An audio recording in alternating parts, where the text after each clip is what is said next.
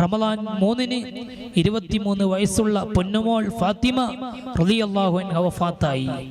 നബി സല്ലല്ലാഹു അലൈഹി വസല്ലമ തങ്ങളുടെ പ്രിയപ്പെട്ട പൊന്നുമോളാണ് ഫാത്തിമത്തും വദഅത്തും മിന്നി.